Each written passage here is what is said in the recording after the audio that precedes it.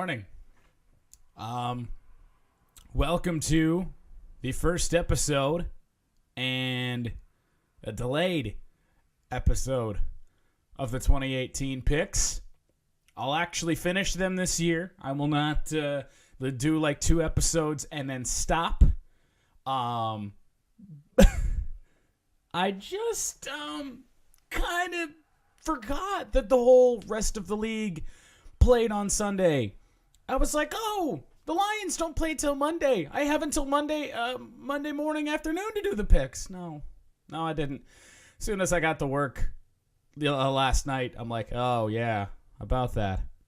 So this is going to be a weird edition of the picks. Usually I'll have something scripted out.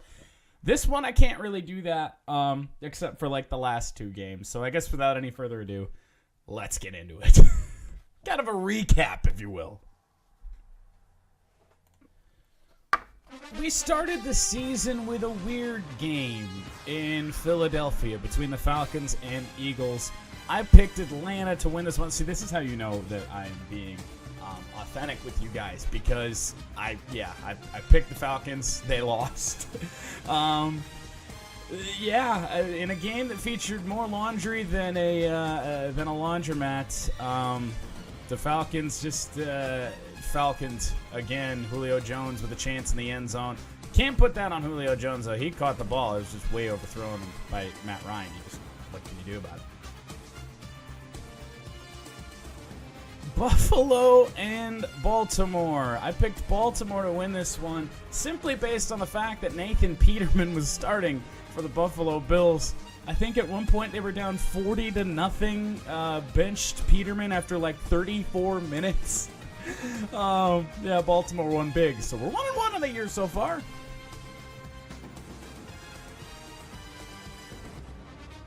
Jacksonville versus the New York Giants in a game that features the heavily anticipated matchup of Jalen Ramsey versus Odell Beckham Jr., the debut of Saquon Barkley, and to see if the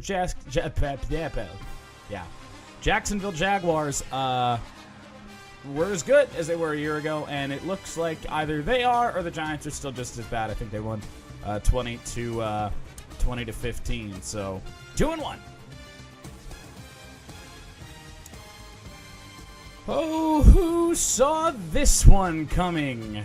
Jameis Winston. Man, I can't speak. I just woke up, if you can't tell.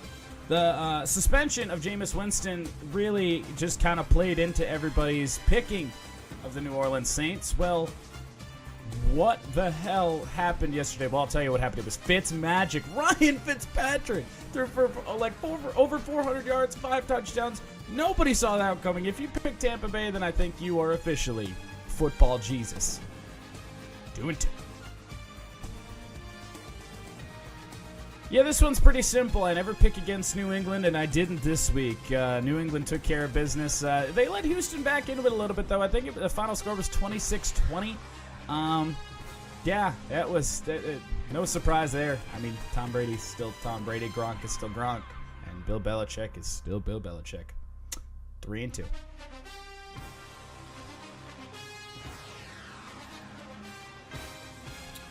I just had a bad feeling about the 49ers and Jimmy Garoppolo, especially against the Minnesota Vikings and Kirk Cousins.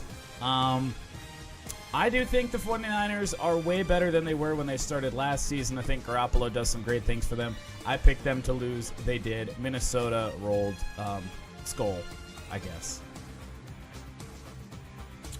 A game that turned out to be, unless I'm wrong, the longest in NFL history. I thought this was going to be a garbage bin, and it looks like it was. Miami beat the Tennessee Titans. Oh, look, I had that one right. That was kind of a toss-up for me. I didn't really know. And in case you don't believe me, it's right there. I'm revealing other picks, but there we go. Right there at the bottom. Right there. For the first time since 2004, the Browns did not start their season 0-1. They started it 0-1. I'm not really sure how to call this one. I picked Pittsburgh, but Neither one of them won. So we'll just say that that there's a tie in my record, I guess.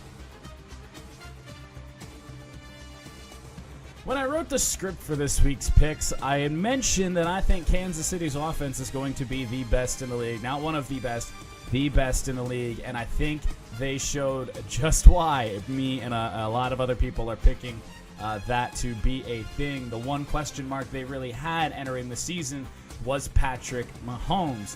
And he seemingly put, at least temporarily, an end to those questions. Had a great game. Tyreek Hill went off. Of course, you got Kareem Hunt. Kansas City, against a lot of people's sleeper Super Bowl pick, the LA Chargers, they took care of business, and I had Kansas City winning. Oh, wow. This is another kind of shit fest. Seattle and Denver, no teams with really any future, defined future. They're not very good. I had Denver winning just because the Seahawks are at the very start of this. Denver's been bad for a couple years now. Yeah, Seattle is just, no, they're not good. Not at all. Bright spot they have for him is Russell Wilson, and he can only do so much for you. It's good to hate on the Dallas Cowboys. I probably will not pick the Cowboys all season long unless they play somebody like Cleveland, because I truly don't pick the Cleveland Browns. It does give me a lot of personal satisfaction when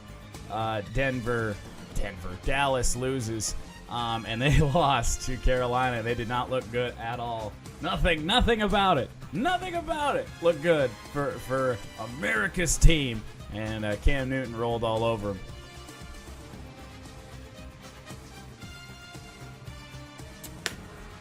I don't usually believe in the Washington Redskins, but for whatever reason here, week 1, I did. Question marks at quarterback for Arizona. What will Sam Bradford do? I just picked Washington, and they looked actually really good. Either that or Arizona didn't look good at all. Washington won, and that Alex Smith trade's looking pretty good now. This game was absolutely wild. Chicago up 20-0 at halftime. Aaron Rodgers out of the game.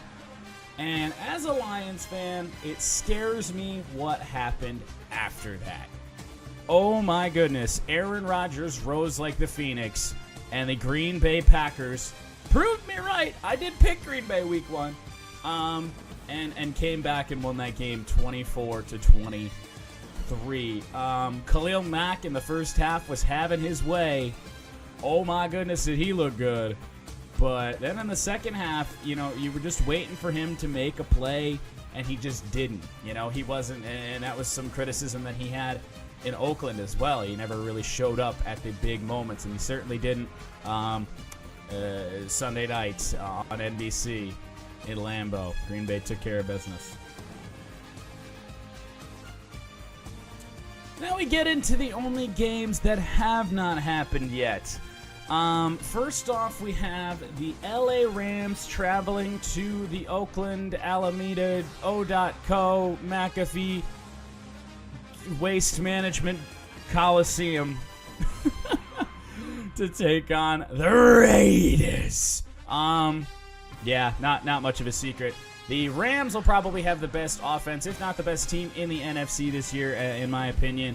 They just did so much to improve their team, both sides of the ball. Really, the only question mark that remains is Jared Goff really as good as he played last year?